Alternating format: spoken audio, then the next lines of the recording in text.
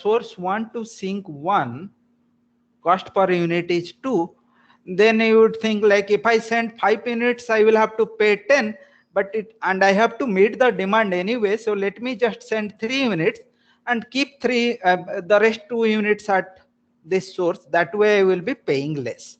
So that is why one solution is that send just 3 units from source 1 to sink 1. Okay.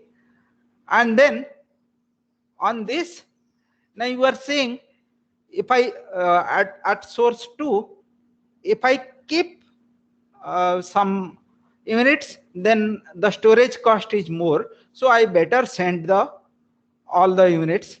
So that is why you see that the solution, a minimum solution, is 3006. This is just by looking at this example. Okay. Now, but for the timing, so what is the corresponding cost? Then I would be paying. Now I will be paying, I kept 2 units here, so that will be 2 into 1, 2 units at the first source, and then send 3 units along the first path, and then 6 units along the second path. So that should be my minimum cost, and that is 14. Okay. But this is our own calculation. Okay. So assume that we did not know this. We understand this is a minimal solution. The cost is 14, but assume that we do not know it.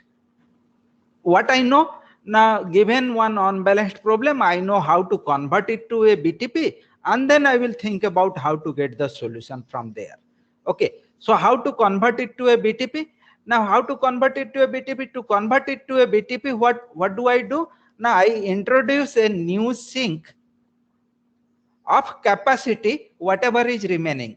Remember, the total availability was 11, total demand was 7. So like 11 minus 7, 4, this is at 11 minus 7. So I created another sink. And then what?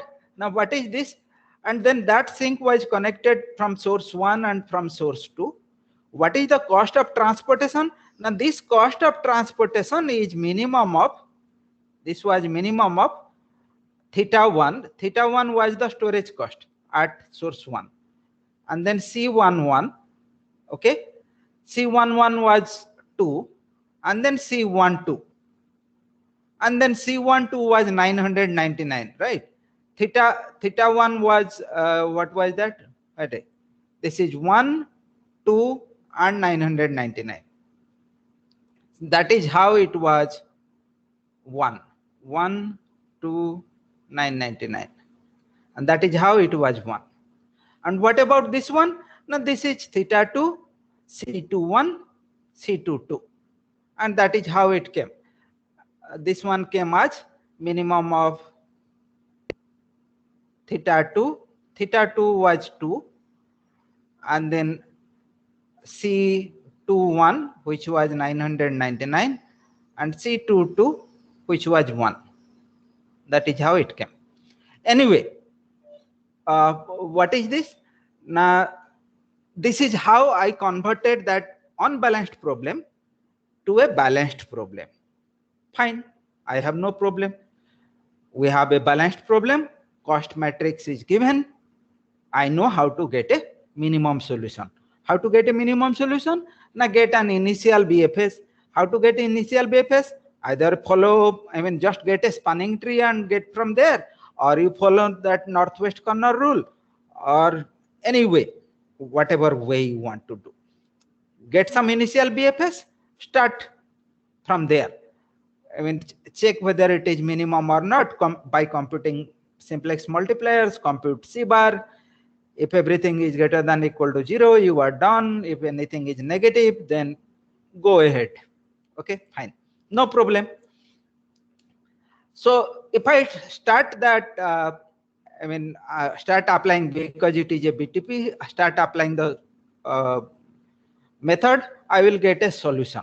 But I know, because this particular problem is a simple problem, I know what I am going to get as a solution. What? Now look at the edges of 999 cost. They are not going to be used at all. Otherwise the cost will be very high. So because there are only two edges coming to sink 1, there are only two edges coming to sink 1, and one of them is very, very costly. So essentially it means this demand of T1 has to be fulfilled by the source 1. Okay, so I will have to send 3 units in this direction. Okay, this 3 units has to go in this direction. What will happen to the rest 2 units? This is balance transportation problem, remember. So what will happen to the rest 2 units from here? Now this has to go in this direction. The rest 2 units has to go in this direction. That is of cost 1. And what about this cost? I mean the 6 units available at source 2. Now send 4 units here and send 2 units here. Everything is cost 1 only. That is the minimum that you can get.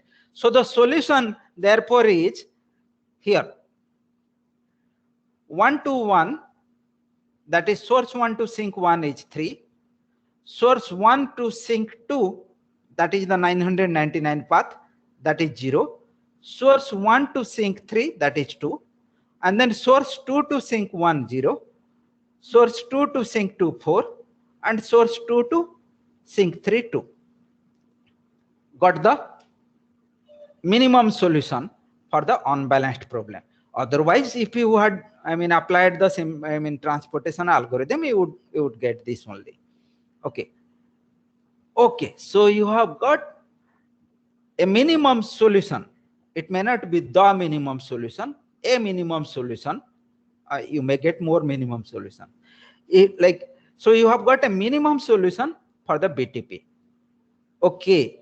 If you have got a minimum solution for BTP, then what is the next part? Now the next part has to be that you retrieve the minimum solution for the UBTP from here. So what does our understanding says? Our understanding says what to do. Now it says all you have to do is you write first 3 0 0 4. That is, you write the matrix Y like this by deleting the last column. By the way, what was the last column? Now it was x13, x23. But what was that? Oh, that was the amount of units sent to the new sink, the virtual sink we introduced. Okay. So, and in the original problem, the virtual sink was not there. So there is no need of that column, keeping that column. So that column is the only column that I have to target. Okay, fine. So first I write this one 3004, whatever it is, that part I write. Then I look at what? Now then I look at the entries of the last column one by one. So what is that? Now I see that x13, that is the last column, last entry, I mean top entry. x13 is 2. This is bigger than 0. This is bigger than 0. Okay, then you better look at C13. So I looked at C13. C13 was this, but C13 was minimum of theta 1, C11, C12. What exactly, where exactly it was, I mean the minimum was attained? No, minimum was attained at theta 1. Okay, C13 was theta 1. In that case, don't do anything. Just go to x23. Okay, we don't do anything. Go to x23. Now x23, how much is x23? Now this is 2, greater than 0. Yes, greater than 0. Look at C23. Okay, C23 is 1. Fine. It is minimum is attained at what? Theta 2 or C21 or C22? Now C22. Minimum is attained at C22. Okay, if minimum is attained at C22, then take this 2 amount x23 amount and add it to this y22. So that would be added to. And once you have finished this column, this last column, you are done. So then your solution to the unbalanced problem is 3006. That's your solution. But of course, we expected this to happen, right? That is what we expected, isn't it? 3006. This is what we expected to happen. Okay? Okay. I shall go to the next discussion.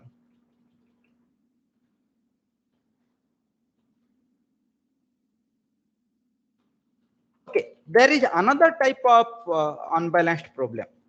What? Now, demand is there, but somehow due to some reason the supply, the production is less. Okay, but there is a contract and there is also storage cost. Okay, and the contract is like has some fine amount. Okay, one has to pay some fine for unmet demands. Okay, so what is that we have now? Fine amount is, so I have, you can think like this.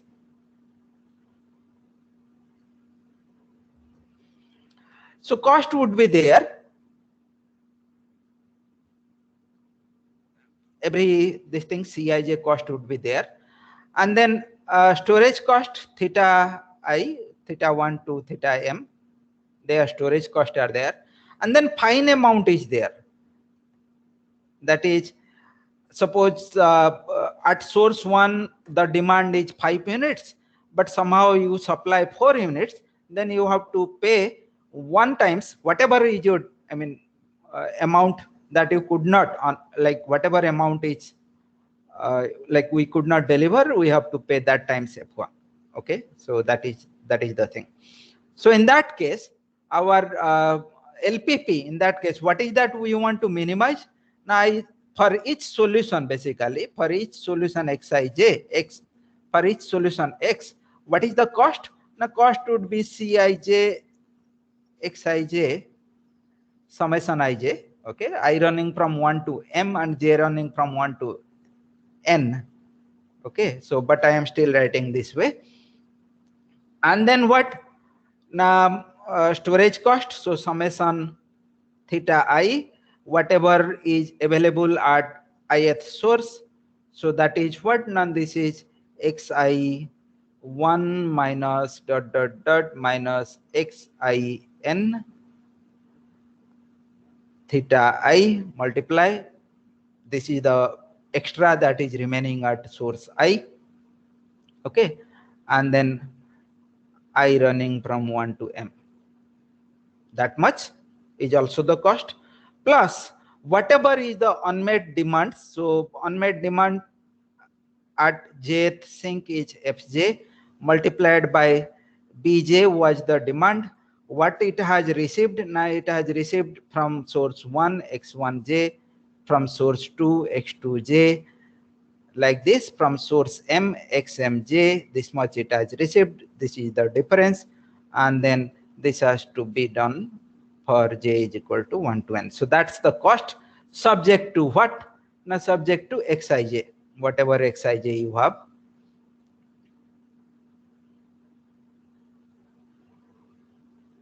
Xij summation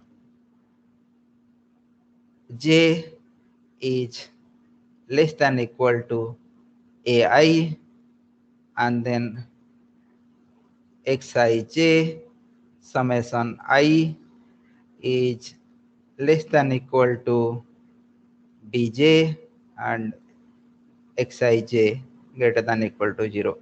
What does this second one mean? Second one means that j is equal to fixed. So x1j plus x2j plus x3j plus xmj can be less than equal to bj. Okay, it can never be bigger than bj. Okay, so that's the LPP. That is the LPP. So what is the idea? Now, whenever we are getting an UBTP, our idea is we convert it to a relevant BTP and solve it and then retrieve the solution. BTP. We want to convert it to a BTP. So what do I do? How do I convert it to a BTP? Now let me first draw the graph again. So this was, so I will write the availability here inside A1, AM,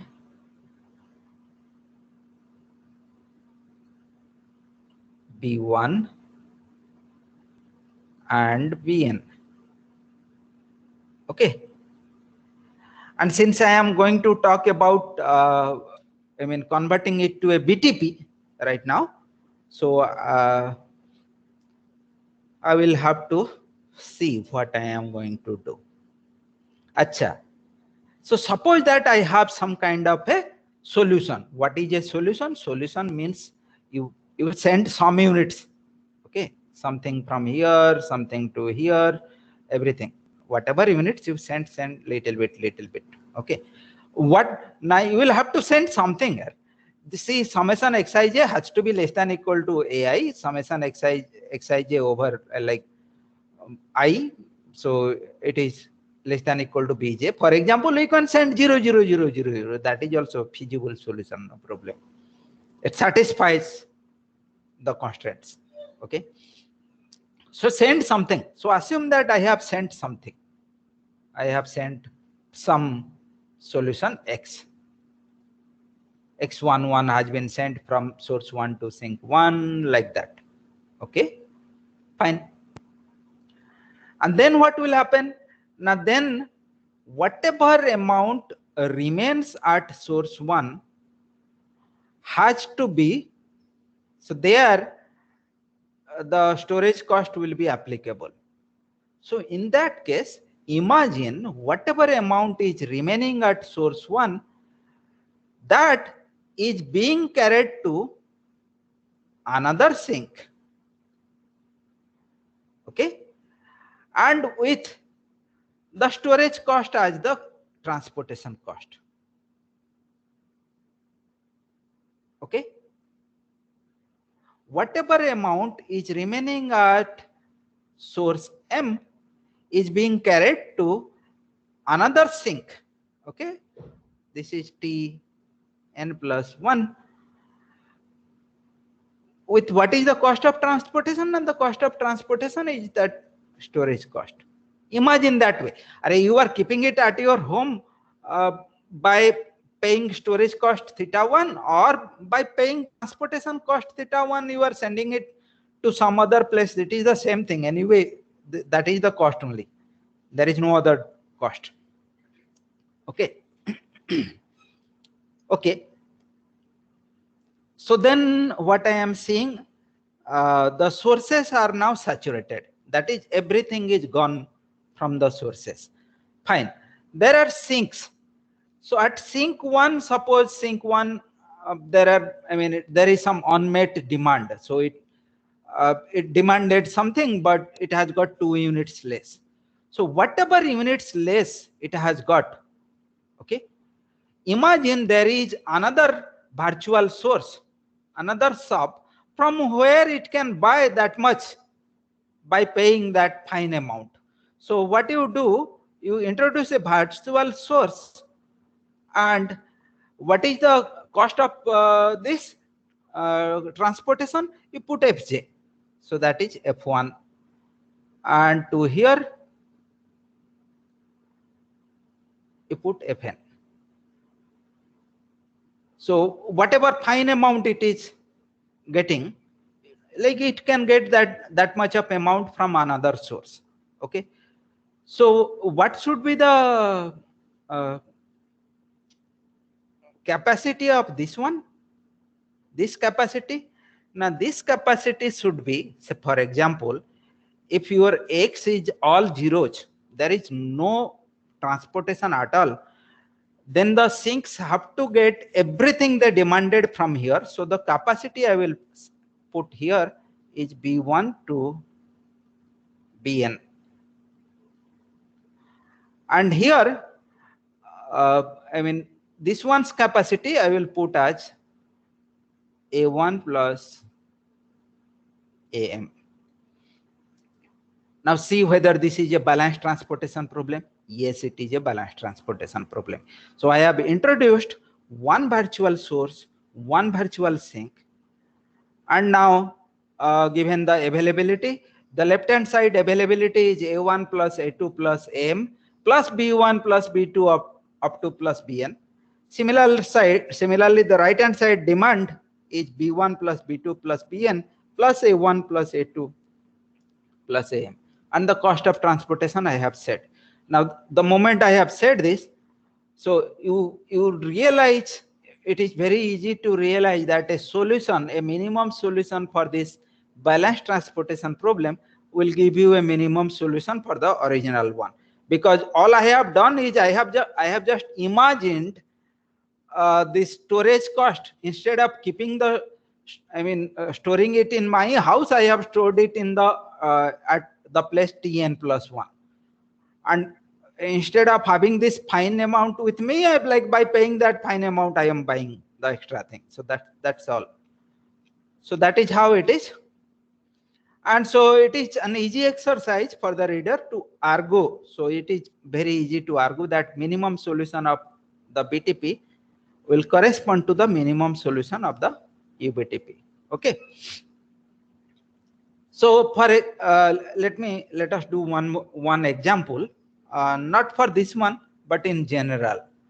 So this is one example. This is how you would probably see questions in a different exams, maybe GATE-NET exam or somewhere. Okay. So what now, company has 3 plants. So Guwahati, Shillong, Jorhat. These are the places where the plants are there.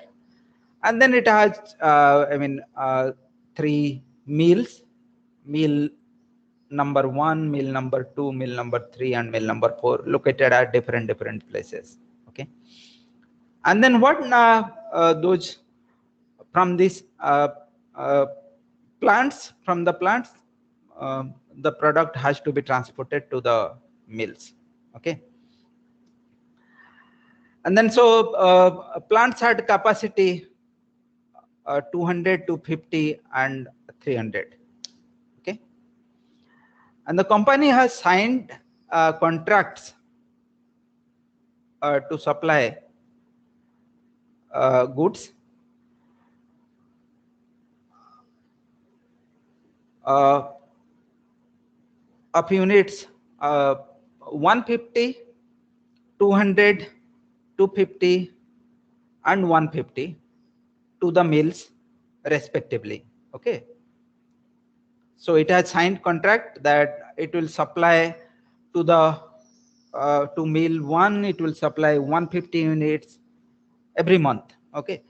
To mill 2 to 200 unit, to mill 3 to 50 unit, to mill 4 150 units. Okay. This is every month.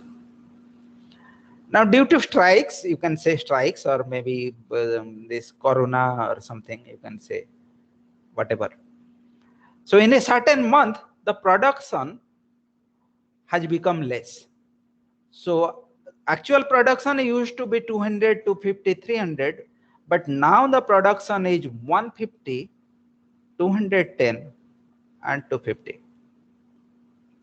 Okay. See, earlier the total production was 850, and the total demand, okay, that was 750. Earlier the total production was 750 and the total demand was also 750. So everything was fine, tight, everything is tight. But this time the production is less. Okay. Now according to the contracts, the company has to pay penalty. Okay, some fines.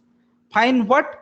Now per unit fine amount is 2 for meal 1, 3 mill 2, 1.5, mill 3, and 2 to mill 4. So the problem is now, the whatever is the product, the company wants to take it, I mean transport it to whoever demanded whatever it could, and of course it has to pay the penalty also. So ultimately minimize the cost. That's the idea. Okay. So in that case, what is going to happen? The production is less. So I will have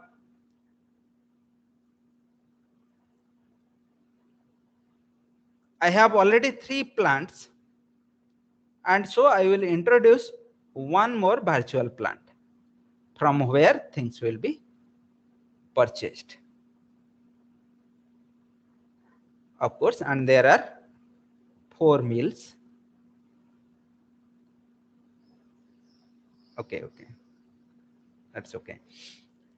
Okay, and the cost of transportation, the normal cost of transportation is 1.5 here,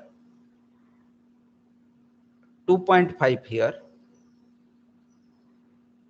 2 here, 1.1 here, and the total production, okay, at here is 150. This is for G, okay, and then this one is 2, 3, 1.5. I have no idea why I have kept these numbers. Okay, 1.2. What is the total production? Total production is 210. Okay. What is the next one? 1.8. 3.2. 1.8. 1. And the total production is 250 this month.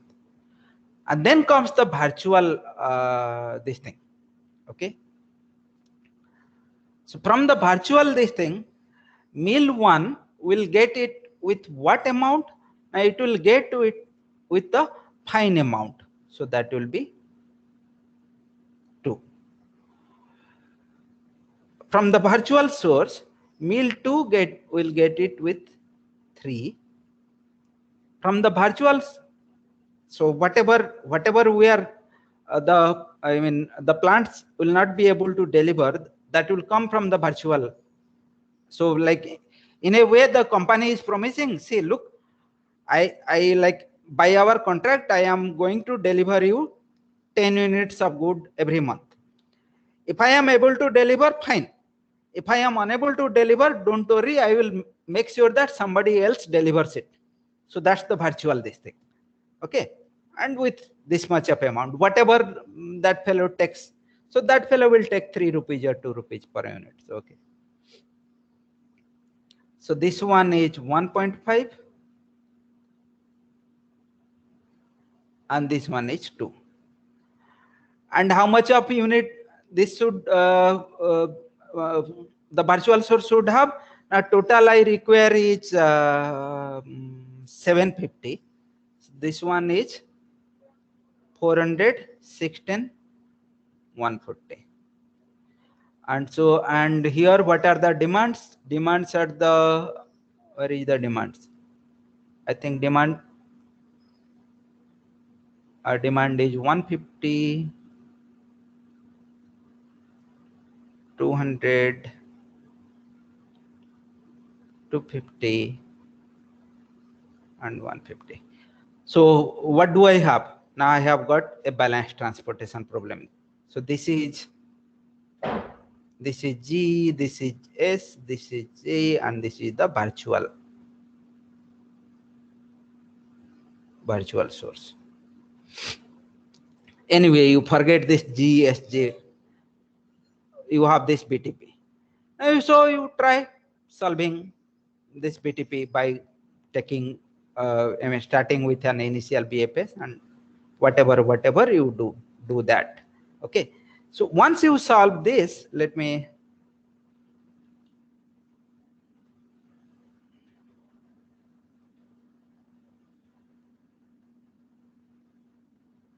okay, shall I solve it one table? I can solve one table if you want.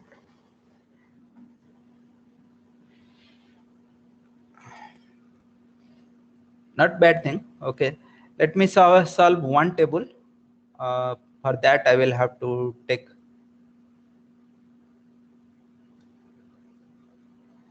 just some calculations only. You already know how to solve it.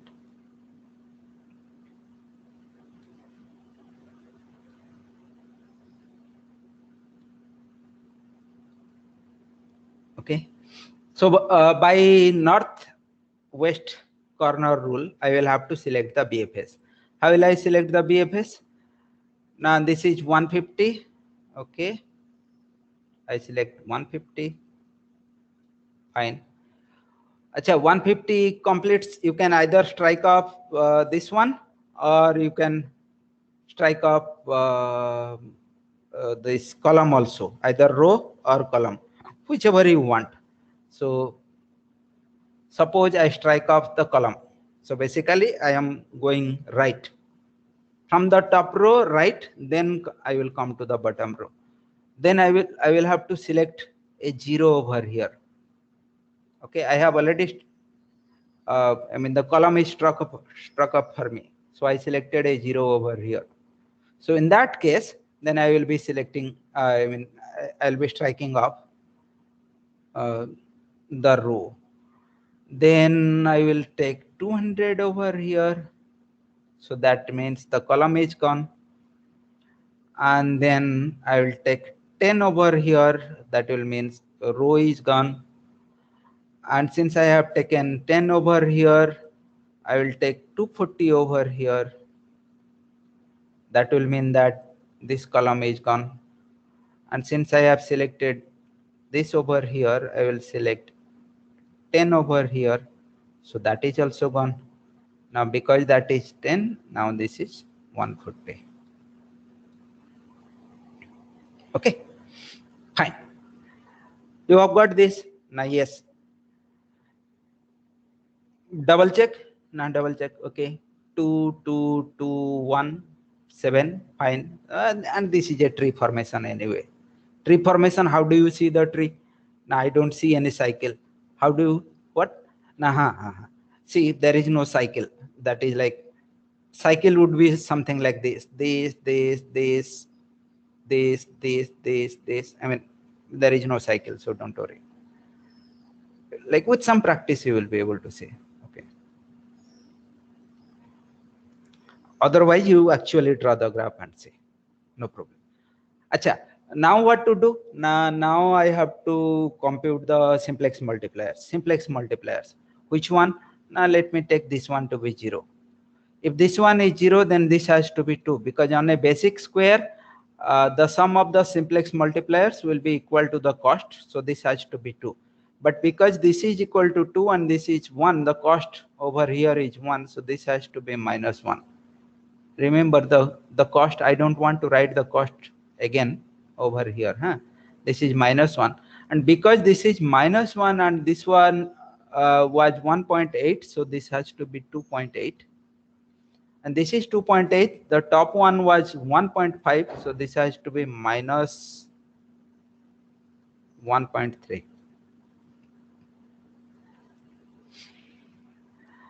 This is minus 1.3, and this was 200. In the place of 200, it was 3, so this has to be 4.3.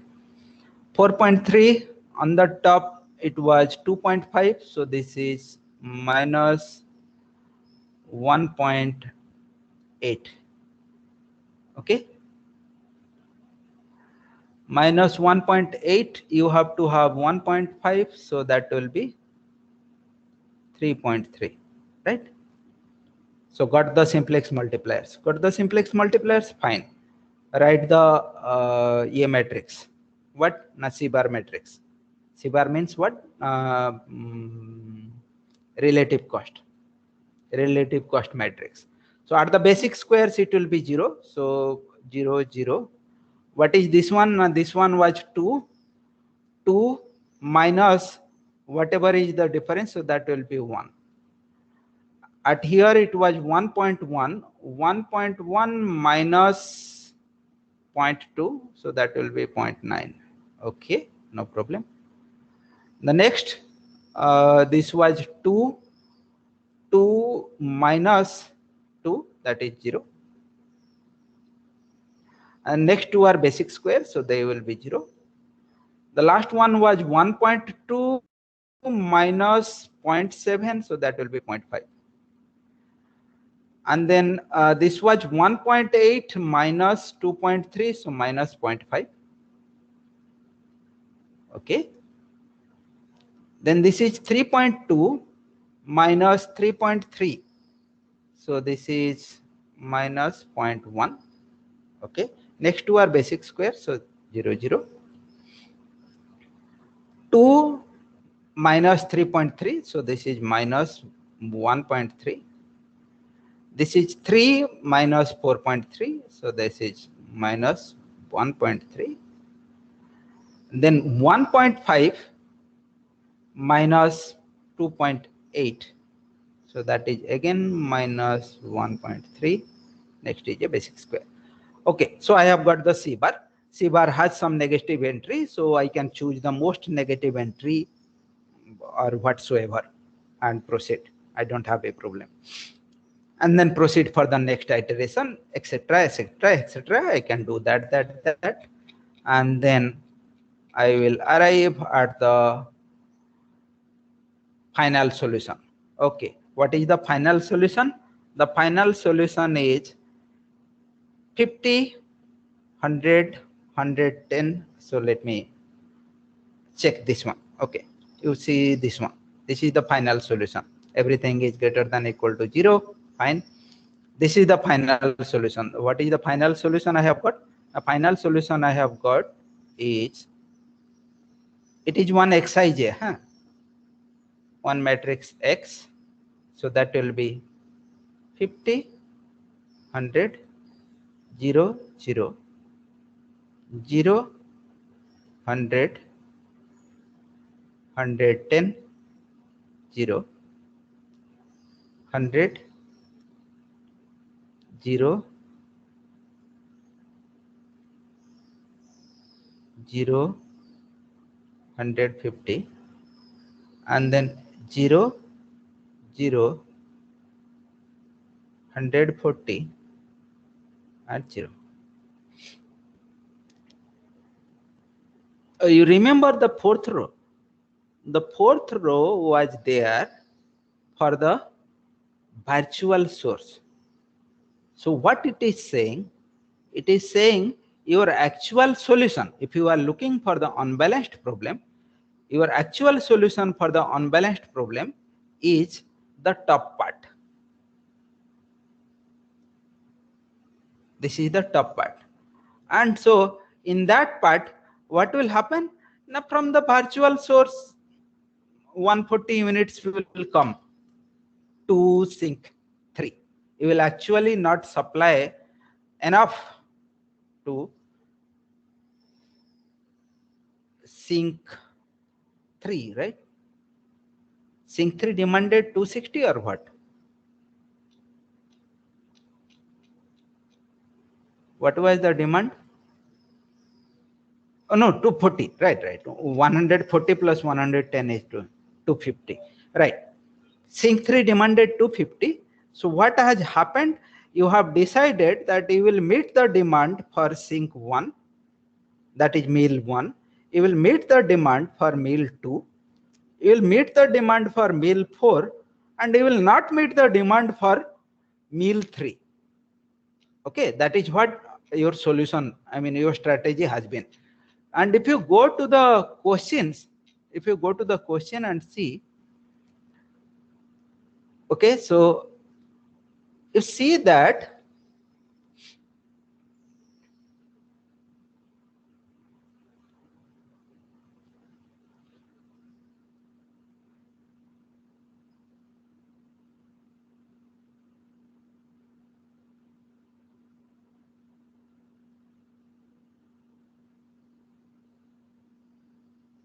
No, anyway, I don't, there is nothing more to say.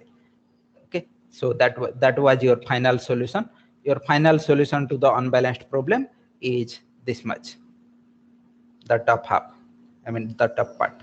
This is your final solution to the unbalanced problem. So you have chosen that you will not meet the demand at meal 3 by 140 minutes. The cost will remain the same essentially. Whatever is the balance problem cost, minimum cost, that will be the same thing. Okay. So that is the end of that. There is one more thing that is called transportation paradox. Okay. What is transportation paradox? It's very easy, but just for, I mean, kind of general knowledge or something. See, imagine you have some, I mean, some sources and some sinks. Okay. And the total demand, imagine I have something, some sources are there and some sinks are there. And then there is cost of transportation.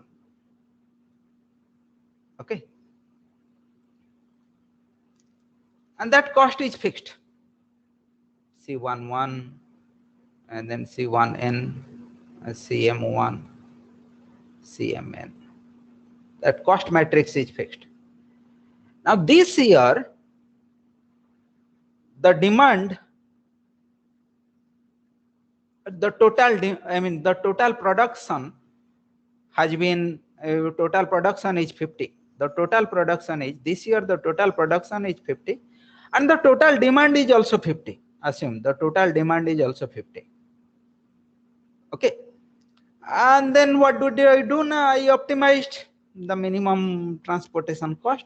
So I paid for this year, I paid amount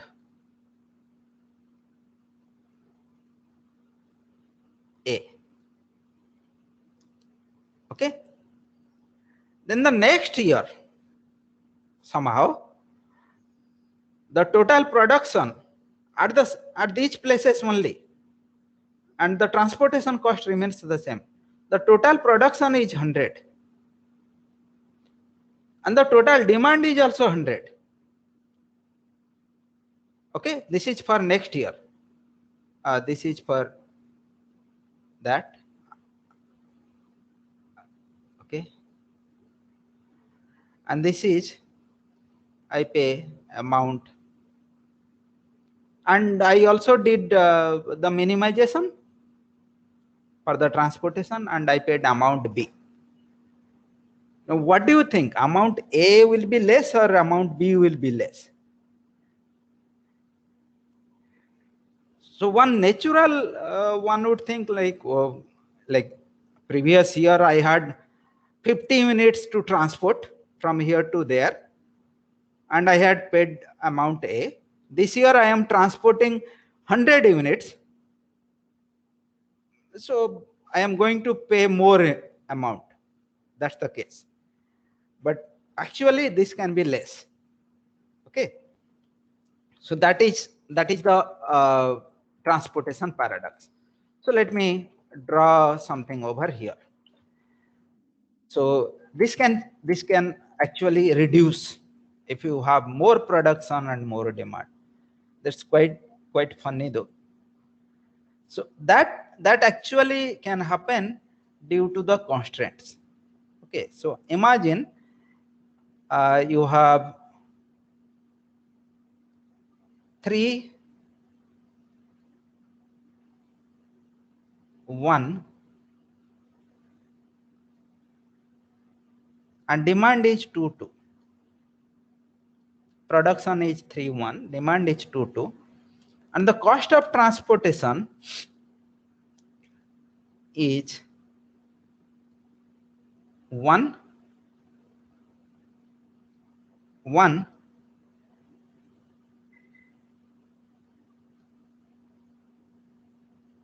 1. We put 100 here. So what happens, since you are going to meet the demand, okay, the cost of transportation. So you will send 2 units from first source to first sink, that is fine. You will send 1 unit from second source to second sink, that is also fine, and you are bound to take 1 unit from first source to second sink. Okay, so that is why the total cost would be 100 plus 3 units into 1 per unit. So that is the total cost. But what happens if you had 3, 2 and 3, 2? That is, the production has increased a little bit over here, and the demand has increased a little bit over here. What would happen in that case? Now then what would happen? You could send 3 units from the source 1 to the sink 1, and you would pay only 3 rupees. And you would send 2 units from source 2 to 2 units, like to the sink 2, and then you will pay 2 rupees. Total you would pay 5 rupees only. Whereas in the previous year, when the production was less, actually you were forced to take a path which is very, very unsuitable.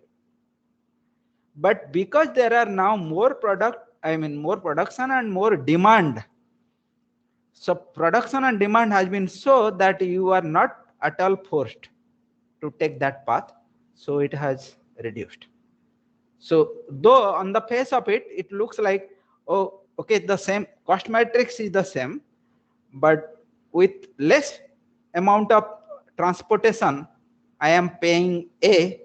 Then if I get, like, I have to take more amount, do more amount of transportation, I would pay more. Well, that is not true. That's what the transportation paradox is. Okay. So here are some exercises. These are some practice type of exercises. Some of them are very easy. Some of them I have already asked. Sorry. And some, very direct exercises. Yeah. So for this class, this much. From next class, I will be talking about assignment problems. Questions, please. Excuse me, sir. Yes. As I was wondering, so for the BTP, do we ever consider the dual of the BTP? Because the dual would have fewer variables than the primal, right? So does that pose any advantages, or is like the BTP studied mostly in the primal context? No, actually here there are quite a few many constants and quite a few many variables. So it is actually of it will not give any benefit. But sir, if you look at the order statistics, there are mn variables and m plus n constraints of Right. the order. So Right, if we right, look at the dual, then we'll have m plus n variables. So fewer degrees of freedom, so to say. But the larger still, constraint matrix. yeah. That is what to say. So It will, will we be studying like anything to do with the dual of the BTP or? no. Okay, sir. Thank you. We'll talk about assignment problems. So you probably have heard about bipartite matchings. Have you? Not sure, sir. Okay. Anyway, I will discuss that only. Matchings, have you heard? In a graph? Could you give the definition, sir? Yeah, I will be giving, but I am I just mean, just a asking. brief. No, I'm not it is sure. just So some independent set of edges. So you Yes, select. so we have been taught bipartite matching. You have been, na? Anyway, I will be going through it again. So that is part of the assignment problem. and it would be kind of weighted bipartite matching kind of a thing. So anyway, we'll discuss. So yeah, that is true. Acha, did you understand the first example? The first example that I gave, it was related to the previous class.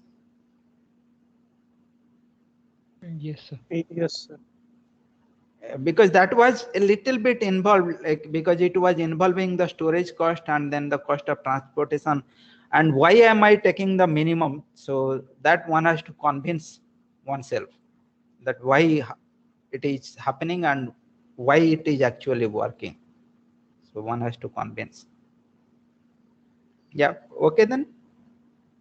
Sir, normally when we have to arrive at the minimum solution for the UBTP, we have to get to BTP first and then manipulate the BTP for some few rows so that we'll get, and assume that it will give a minimum for UBTP, right?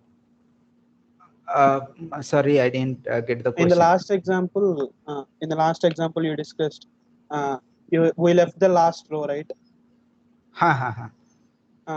In that, the upper row, the last row, there is a 140, right? In that 140 corresponds to the cost, the penalty, right? Right. That was for the penalty. So okay, if you, so when we are computing the cost of it, so we have to check for the penalties of that 140. So automatically that 140 will be accounted for. But actually the solution for the UBTP, solution for the UBTP is the top 3 rows, right? Because the UBTP does not have any virtual source, anything. It only has 3 sources and 4 sinks. So UBTP has only 3 rows, but while computing the cost of UBTP, we have to consider the 4th row as well. Right. You will have to 4th row in a disguised way as a fine because you were unable to meet the demand. Okay. Okay. Okay, sir. Fine. Thank you. This was 110 0 and then 100 0 0 150. Okay.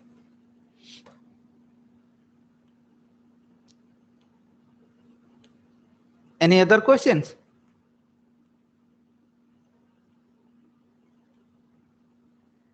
Okay, then we stop.